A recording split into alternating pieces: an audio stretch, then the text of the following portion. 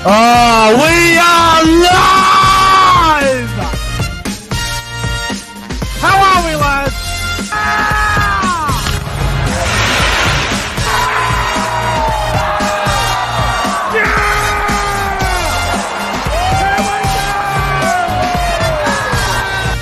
Come on, the footy!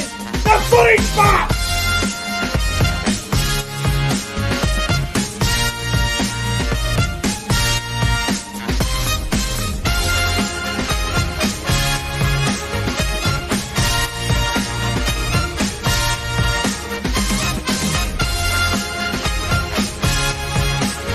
Guys, subscribe to the channel. 5, 4, 3, 2, 1. Yeah! The Cowboys win it! Woo! Welcome back to the YouTube channel. I am Nick from Australia. Welcome to the Rugby League World Cup Week 2 review. This is going to be absolutely fantastic. Going to review all 8 games from Week 2 of the Rugby League World Cup. It's been a fantastic. I'm looking forward to Week 3 of the World Cup, which I'll be doing a preview of probably on Friday. Friday afternoon or Friday night, I'll be doing Week 3. Tomorrow night, on the other hand, Thursday night, will be episode number 69 of the Rugby League Breakdown podcast. It's going to be a big show. I'm looking forward to that. So the Breakdown podcast will be tomorrow night, and the Rugby League World Cup Week 3 preview will be on Friday. So stay tuned for that. That'll be happening tomorrow and on Friday. And the late night show will also be happening. I'm not sure what day that will be, but the late night show will also be happening this weekend, probably Saturday night, but we'll have to wait and see how we go. But I want to say hello to everybody that is currently in the live chat. We have got a bit of a crowd building up here. We've got Cody Games PlayStation in the house. We've got Josh Rabbitohs 2022. We've got Chelsea Tribe. We've got the Baltimore Ravens fan 09. TJC Sports. Let's go Bulldogs. Yeah, that's looking good. Jason Red, Josh Rabbitohs 2022. How are you guys? Hope you guys are all doing well on this very, very warm Wednesday night, October 26, 2022. Currently 7:42 p.m. here in New South Wales. It's actually a really hot day. It was about 30 degrees here today. It's still quite warm, so very hot day. And good to be here with you guys for the Rugby League World Cup Week 2 review. Hello to Flash Toe Targo as well. Hope you're doing well, my friend. All right, so look, I don't think I'm going to spend long on these games. Some of them were just horrible to watch. Some of them were good to watch. And we're going to go through it now. And we're going to go back to the very first game of Week 2 of the Rugby League World Cup, Australia versus Scotland. And good God, Australia 84, Scotland 0. This was basically footy training for the Australian Kangaroos. Australia were dominant. They were extremely clinical. 15 tries to 0. Scotland, they had absolutely no possession.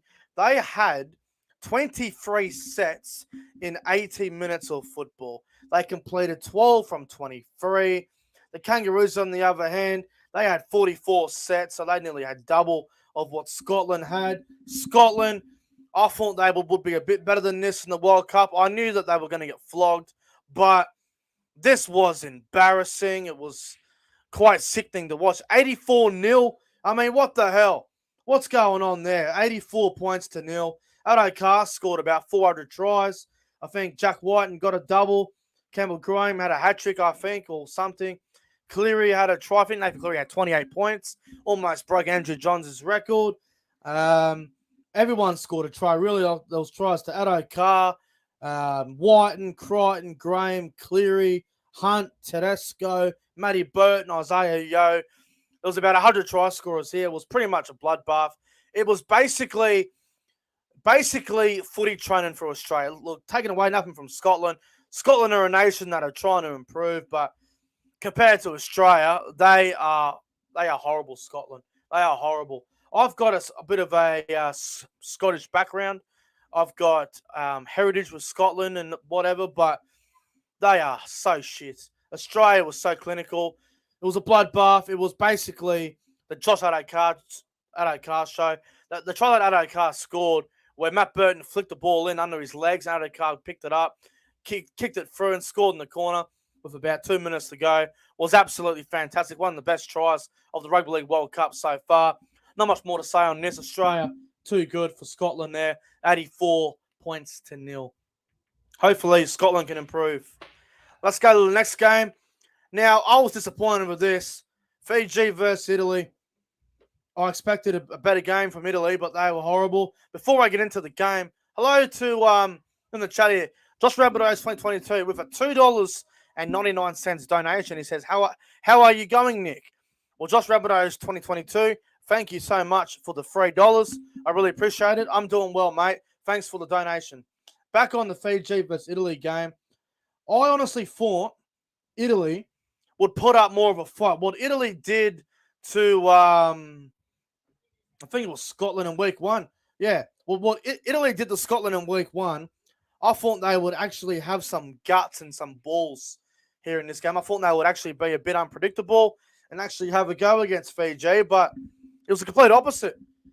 Fiji, absolutely clinical. Their first half was a bit sloppy. I think it was only 22-0 at halftime, or 26-0. It wasn't as bad as what it could have been, but Italy, I don't know what happened to him. Nathan Brown in game 1 had a blinder, and he seemed to do a lot of great things. But in this one here, Fiji just went nuts. Guys like William Kikau really stood out.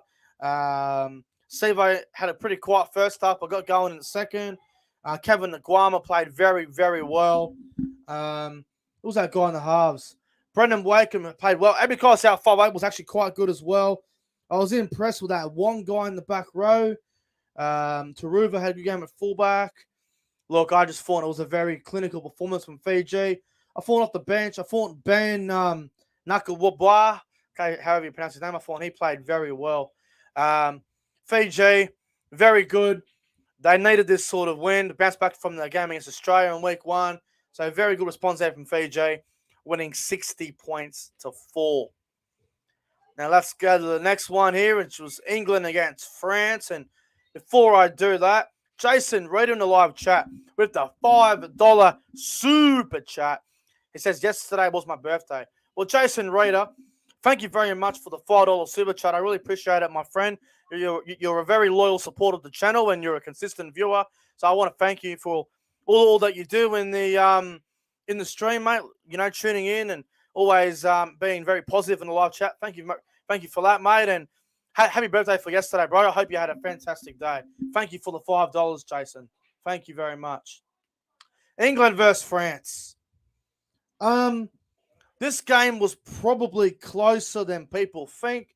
Now, I did tip England to win 13+, but I had them at a reasonable margin. I think I was fairly close with this. Was 42-18. It wasn't that bad. It could have been worse for France, but give credit to the French. The French always show up. They always seem to go out there. They give it a dig. They have a go. Yes, no one expects France to win many games in this World Cup, but this was a game where I thought France showed a lot of guts.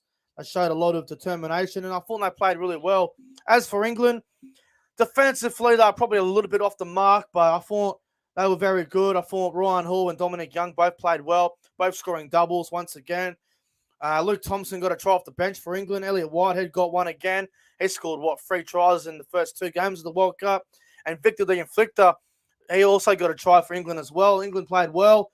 And for the French, thought Arthur Morg played well, the young 5'8" there. Morg, he was very, very good. Romano, I think he plays in the wing. Yep, Arthur Romano for France. Thought he had a good game. Look, Benjamin Garcia as well. Also thought he was quite solid on the weekend. But England, they just have too much class, too much strike for France. France are improving a lot, and I'm telling you, it's a shame that France are not in a different pool, because they could get second in a pool, but with the one that they're in with England and Samoa, they probably won't. But hey, never say never. France play Samoa this weekend, and look, I'm not going to reveal my tip right now, but what I will say is I would not write off France to beat Samoa. I think they are capable of being competitive with Samoa there, so we'll see how that game goes on the weekend. But England, a little bit too good for France there. 42 points to 18. And the usual players, they all played well. They all stood out. Now, the next game, if you even call it a game, my God, New Zealand versus Jamaica. What in the fuck was this? This scoreline could have been so much worse. It was bad enough. 72. Hang on, what was the fucking score in this New Zealand game? 68-6.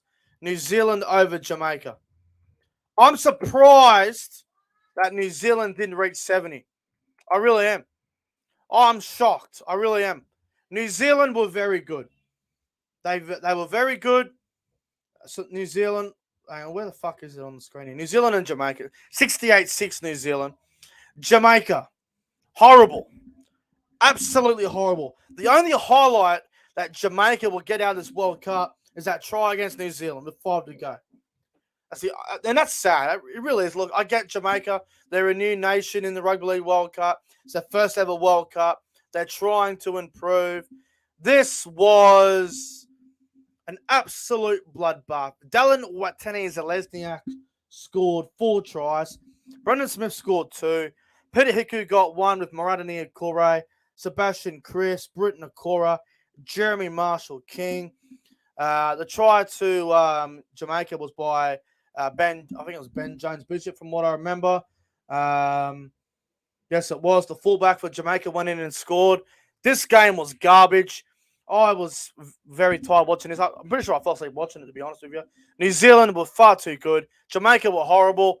The Kiwis haven't played anyone yet. They really haven't. They've had 2 easy games, New Zealand. They played, Lebanon, which they were a bit off, but they got going later on. And then, obviously, Jamaica, a no match for them.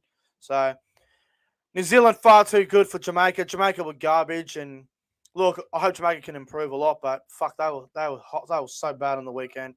New Zealand too good for Jamaica. Next game. Lebanon against Ireland. Lebanon got the win here. 32 points to 14. I said that Lebanon are my specials of the weekend, and they were paying about $2.20 or $2.30.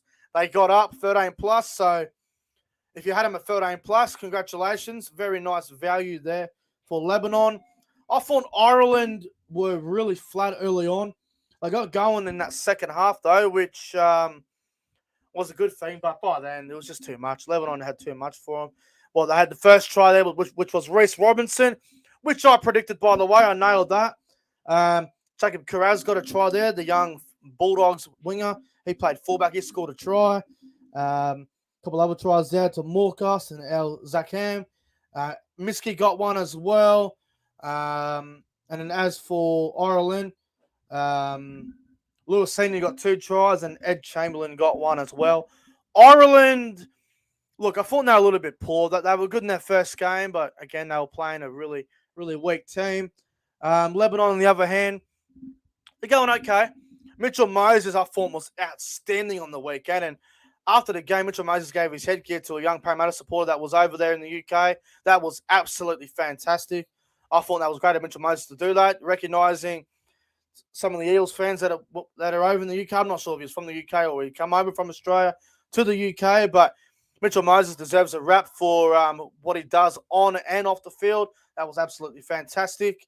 I think the problem with Ireland is if Luke Keary is off his game, Ireland don't really have a lot. So, look, they are improving, and I think Ireland have probably done a bit better than what we all thought in the World Cup. They've shown a bit of resilience and they've shown a bit of fight, but Lebanon just had too much class for them, with the likes of Mitchell Moses, likes of Rhys Robinson, that Rajab guy, the young 5'8", he was very good in the weekend as well.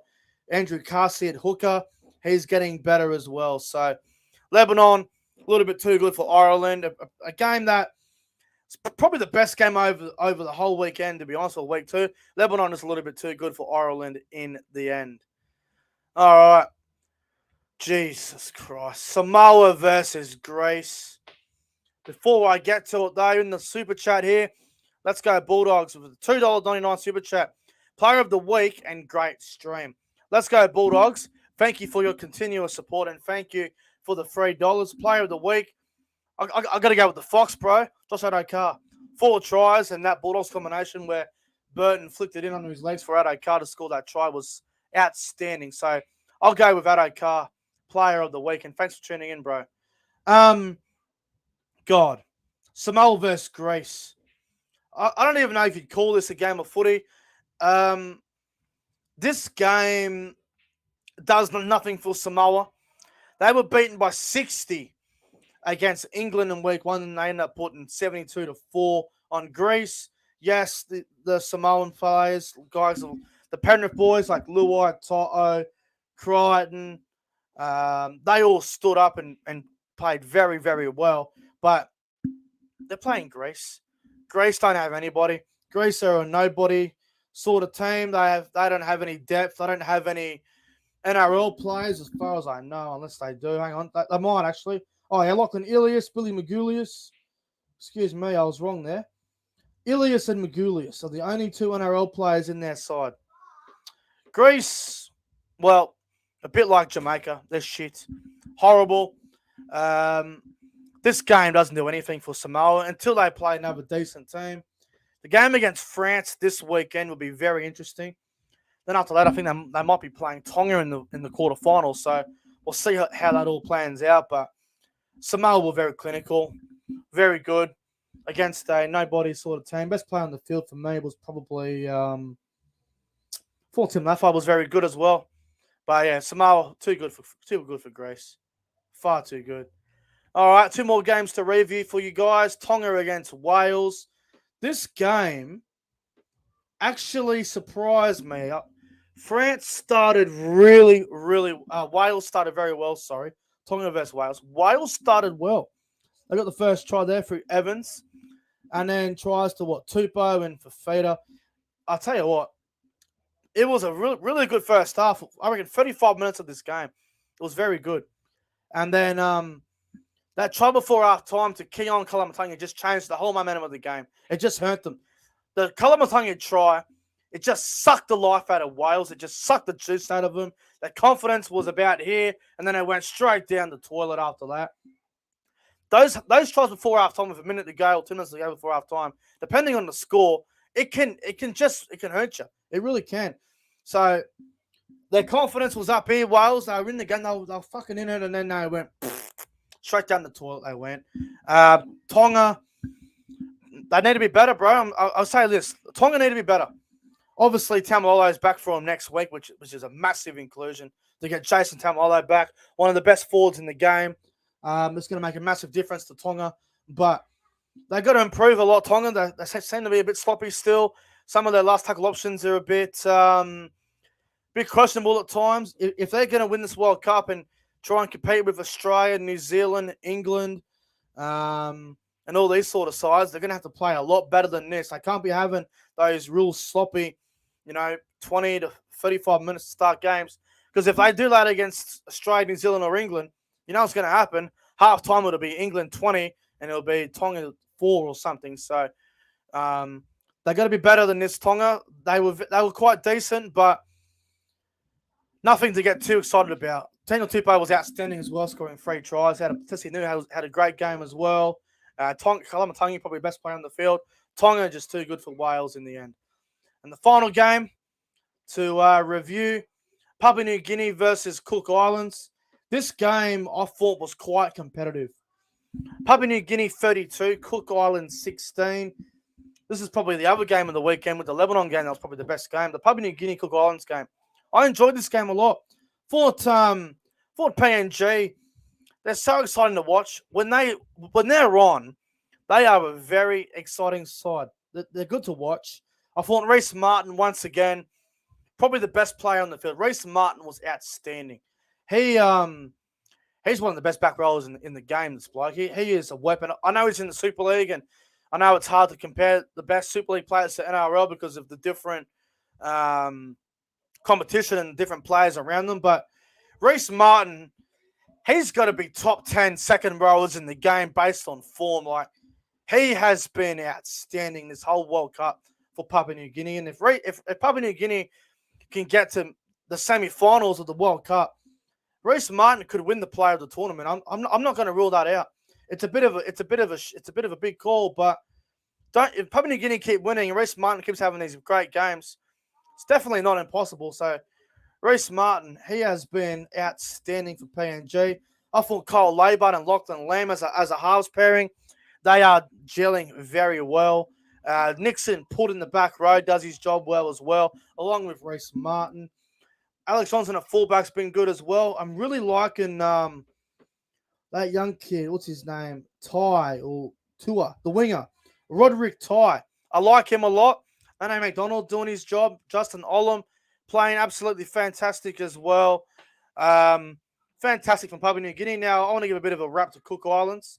They didn't get going till late in the game, but I've got to say, Cook Islands, they should have been down by a lot more than what the score ended up being. It was only a 16-point win to PNG in the end. Cook Islands should have been down by a lot more. I thought PNG were quite good to watch. Very entertaining team, Papua New Guinea.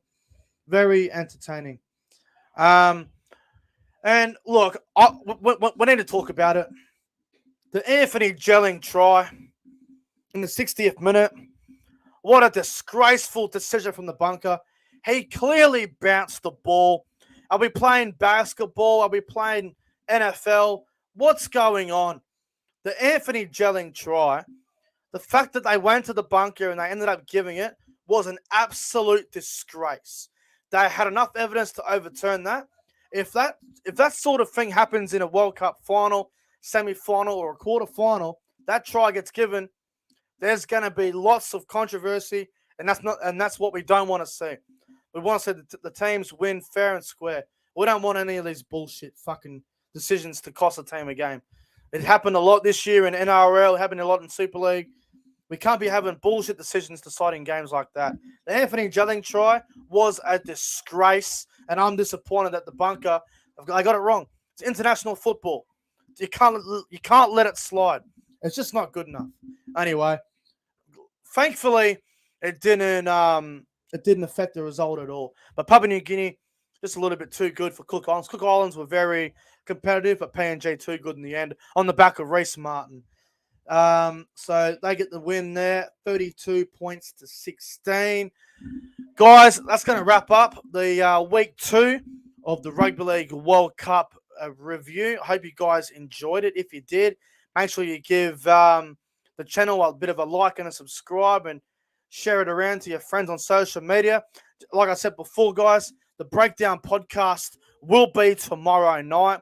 The World Cup preview for week 3 will be on Friday, and the late night show is happening hopefully Saturday night. That's the plan. We'll see what happens, but Saturday night is the plan for the late night show. That'll probably be Saturday night. Anyway, guys, I'm getting the hell out of here. Hope you all enjoyed the live stream tonight. If you did, like and subscribe and share around. Anyway, guys, take care, and I'll see you guys in the next one.